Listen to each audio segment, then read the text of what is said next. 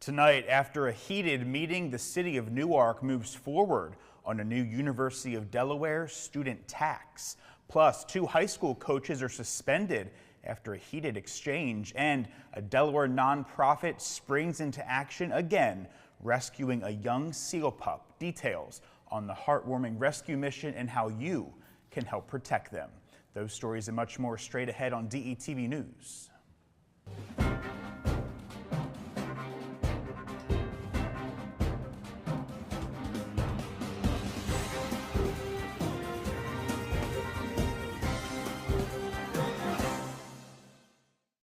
Good evening and welcome to DETV News. I'm Matt Ford. Thanks for joining us tonight. Making headlines today, the city of Newark is pushing ahead with plans for a new tax targeting students at the University of Delaware, seeking additional revenue to support city services and operations. During a packed council meeting on Monday evening, students voiced opposition to the proposed per-student tax, which would levy up to $50 per semester on full or part-time undergraduate and postgraduate students attending in-person classes.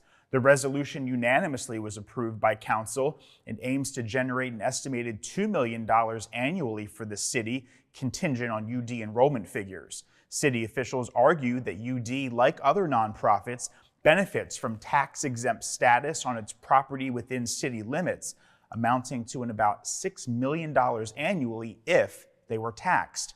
They contend that the proposed fee is necessary to address a widening budget deficit and escalating operational costs. While some council members acknowledge the potential burden on students, they did stress the importance of equitable financial contributions from the university. The move now hinges on approval from the state legislature, with city officials expressing confidence in garnering support for the measure. And Delaware Supreme Court has upheld former state auditor Kathy McGinnis's conflict of interest conviction for hiring her daughter, but overturned another misdemeanor conviction, potentially setting the stage for a retrial.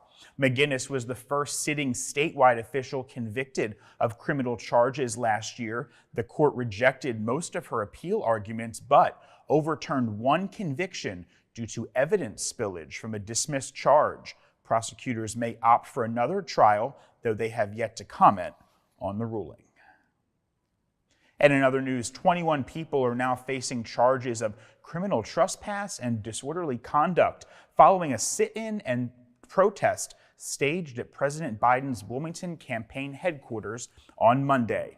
According to Wilmington police, law enforcement responded to a report in the 1000 block of West Street concerning a group of individuals who they say were trespassing and engaging in disorderly behavior within the premises. Security personnel and building management informed authorities that the individuals were trespassing and refused to vacate the area.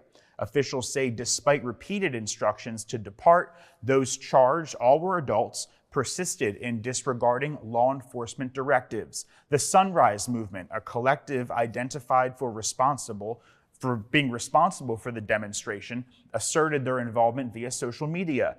Their stated objective was to compel President Biden to declare a climate emergency. Footage shared by Sunrise Movement on X, formerly known as Twitter, depicted one young man being escorted away in handcuffs, as you saw there. And Wilmington police are investigating the stabbing death of a 59-year-old woman. Her body was found around 7:30 a.m. at Kosciuszko Park near the 600 block of South Franklin Street. The park was temporarily closed to the public as police investigated. No word yet on the woman's identity. Residents did voice concerns about the park having a history of violence, including sexual assaults, rape, and robberies in that area. Wilmington Councilwoman Yolanda McCoy says neighbors have reached out to her with other concerns, including people sleeping there as well as doing drugs there at the park. McCoy says that there have been efforts to deter crime and illegal activity, like increased lighting and signage. She is now working on establishing a block captain program and already has 10 community leaders on board to help keep an eye on the park so it can remain open and accessible. No arrests have been made in this case. Anyone with information on this incident is urged to contact police at 302-576-3654. And a bit further north now, an 18-year-old was shot Monday afternoon in the parking lot of an apartment complex. It happened at the Paladin Club condominiums on Westview Road in Edgemoor. Officers arrived at the scene to find the teen shot in the back. He was rushed to the hospital. There is no word on his condition at this time. Police are still searching for the gunman in this incident and investigating a possible motive as well. Anyone with information is, of course, asked to contact police. And Newcastle County Police need your help locating a woman they say assaulted several people with her car.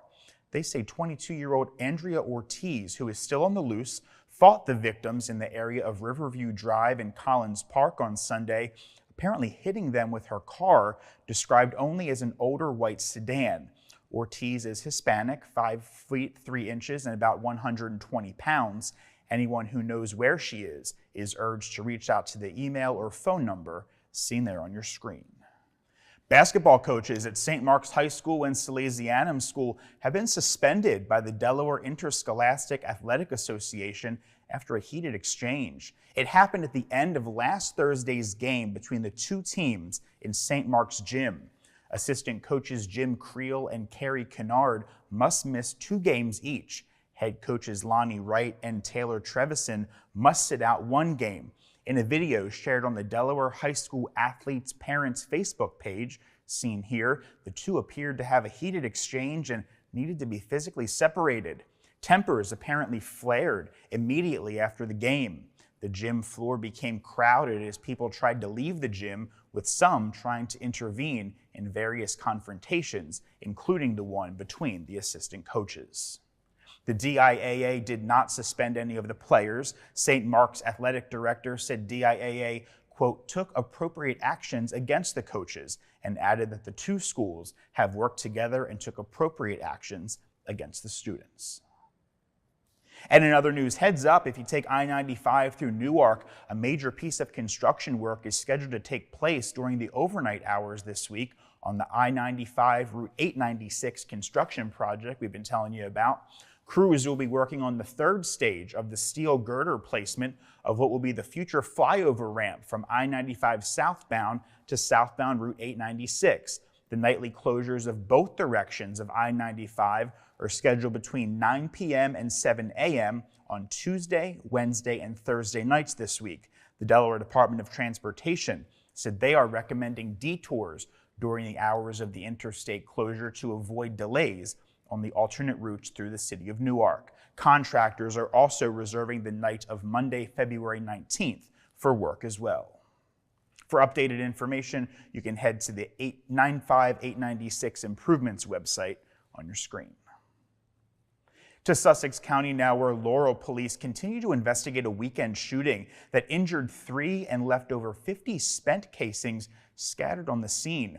On February 11th, the Laurel Police Department posted police were dispatched Sunday morning to the Carvel Gardens on Daniel Street, where shots were fired.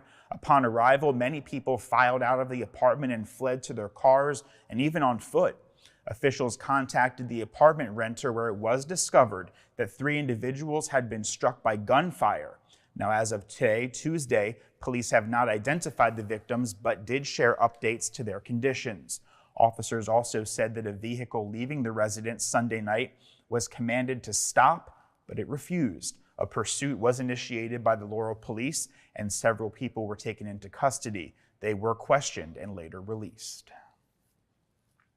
The Marine Education Research and Rehabilitation Institute has announced the rescue of another seal pup from a Sussex County beach in the past few days. According to the institute, a young female gray seal was found at Cape Henlopen State Park near the point on Saturday. The pup was taken to the National Aquarium in Baltimore for rehab and eventual release.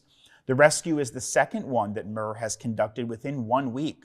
MER says they rescue young animals to give them adequate hydration and nutritional support. Many of the pups still support these fluffy white coats that signify that they're still nursing, and that signals that they're too young to find food themselves. MER says they rarely need to rescue such young seal pups, so the recent uptick that we're seeing is unusual. According to MER, sea pupping in Delaware is a fairly recent occurrence, and it might be the result of the developing seal colony off of Lewis.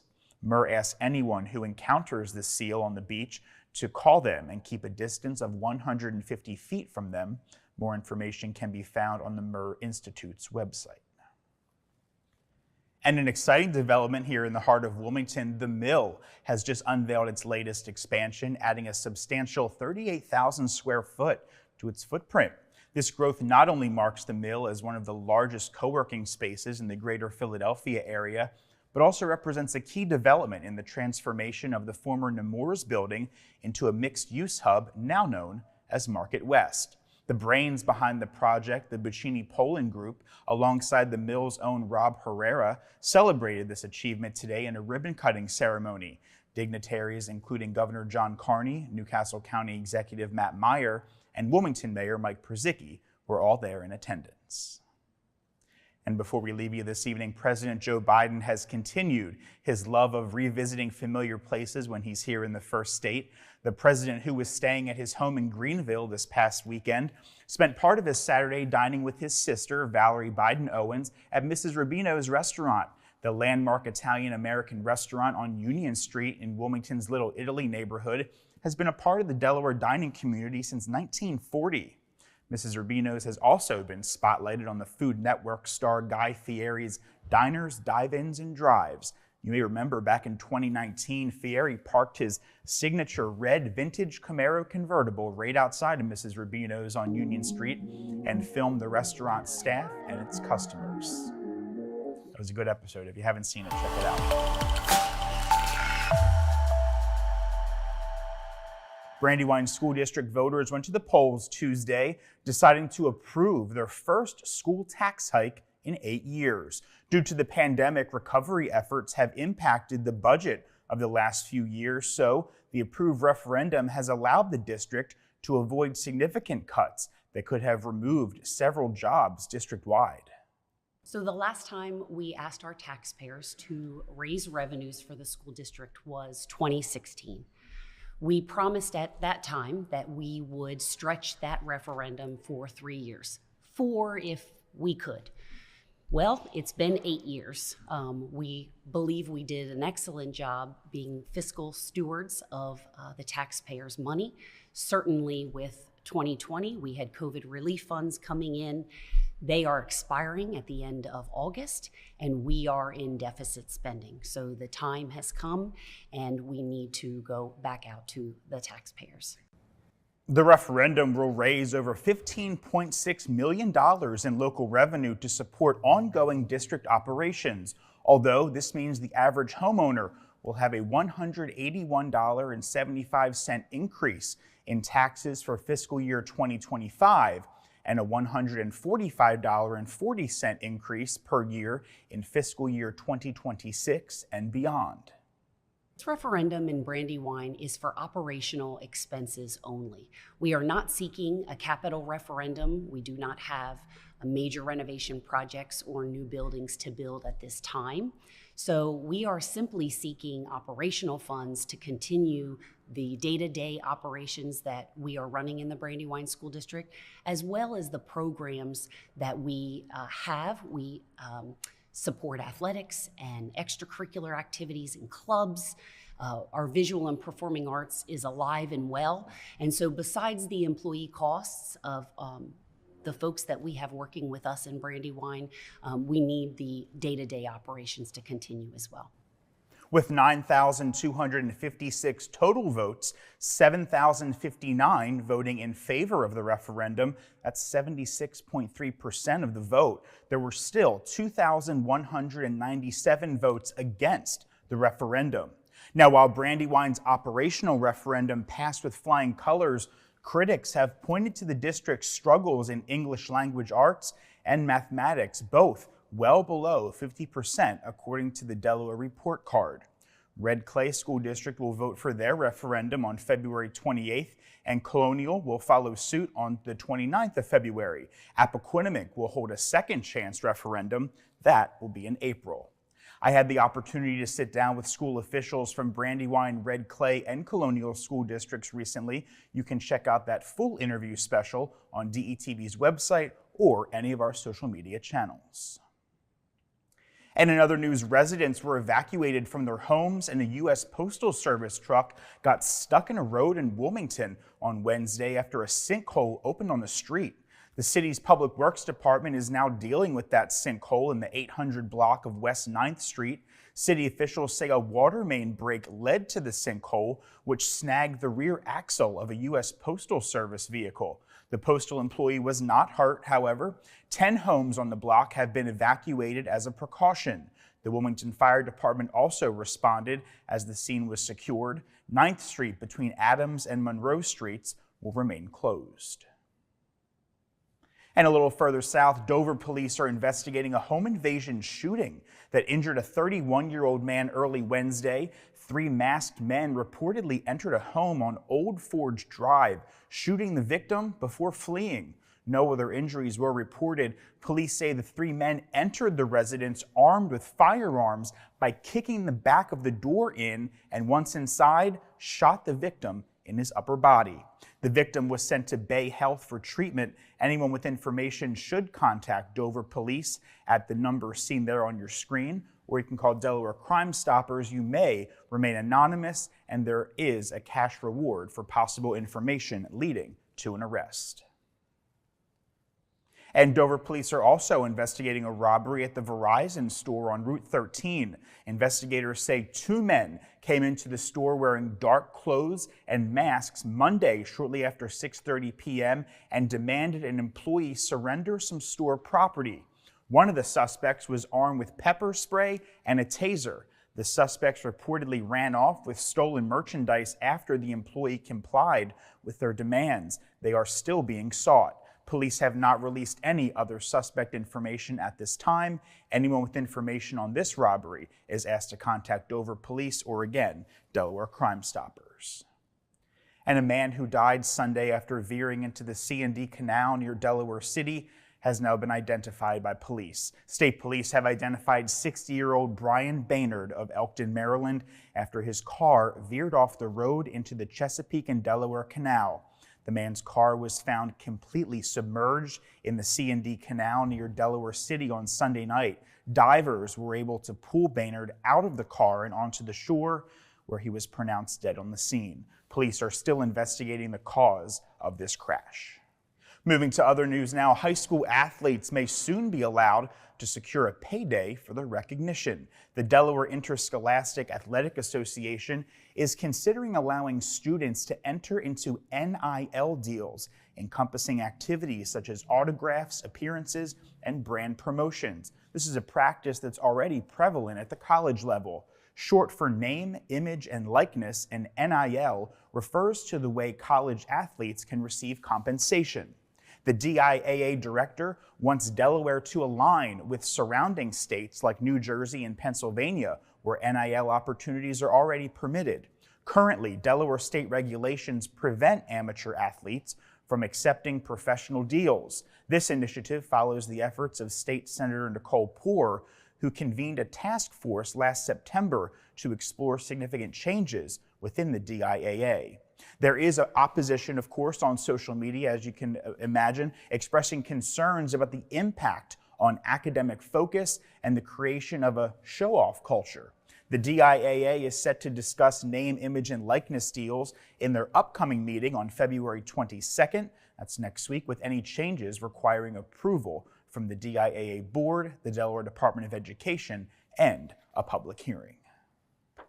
To health news now, cardiologists with BB Healthcare are the first providers here in Delaware to offer a new cardiovascular implant to patients suffering from AFib. The healthcare provider is now utilizing the Watchman FLX Pro implant, which actually looks to help decrease stroke risks in patients by using the latest technology to decrease clot formation and inflammation. The Watchman FLX Pro implant is the latest version in a series of implants which BB first began back in 2018. And DelDOT is getting ready to hear public feedback on a proposed intersection improvement project in Sussex County. They're looking to make improvements along Kings Highway from Route 1 to Freeman Highway in Lewis. DelDOT says the concept was first brought to the public 2 years ago, but continued growth in Sussex County is making for an increase in traffic volume, adding that the open house will provide some updates and give residents a better sense of what path forward is.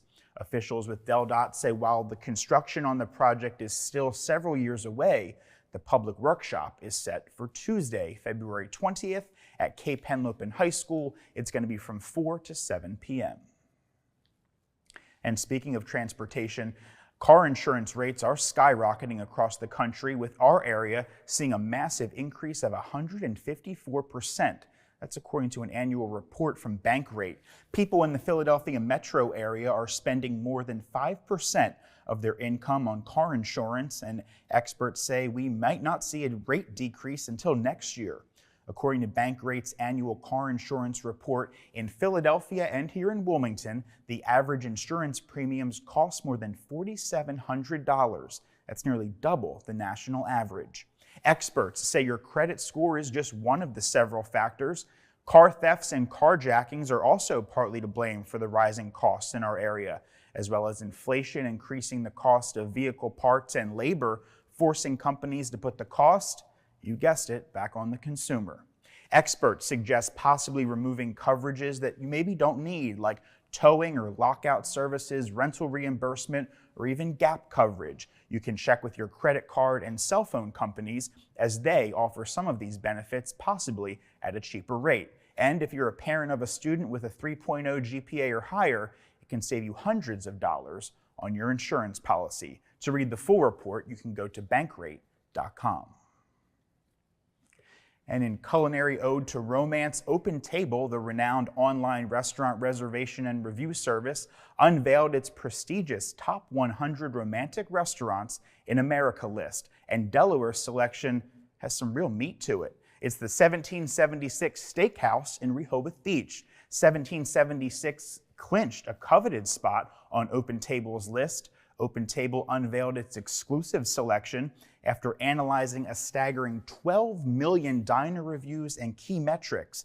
This year's compilation showcases dining destinations from 34 states plus Washington, D.C., each offering unforgettable ambiance for romantic rendezvous. Owned by Tom Holmes since 2007, 1776 has charmed patrons for over 2 decades. So, if you're looking for a place to take someone special, we definitely recommend 1776. And of course, a big congratulations to the staff. That's a big honor. And on this Valentine's Day, Flowers by Yuki has turned up the romance meter, delivering a staggering 1,700 roses just today. And gentlemen, well, true to tradition, we are the last-minute Cupids making that final dash for love. But fear not, Flowers by Yuki is here to save the day. Hi, my name is Holly. Work here at Flowers by Yuki. I'm the manager for her. It's Valentine's Day today, if you gentlemen haven't realized it yet. But we sold a lot of beautiful flowers, roses, tulips, about 1,700 roses we have done.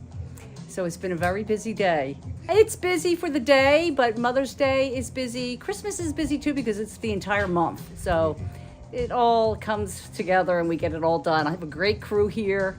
Women are prepared and order early. Men just seems to come in last minute, like these gentlemen here. But we love them all. We love everybody. So whether you're a seasoned pro or a last-minute romantic, Flowers by Yuki always makes Valentine's Day memorable. Love is certainly in the air today here in Wilmington. And before we sign off tonight, I wanted to share an uplifting story that has personally touched my heart this week. A former colleague of mine, 33-year-old Alan Vickers, has faced kidney failure since March of 2021, continuing dialysis for 4 hours of treatment, 3 days a week, while awaiting a transplant.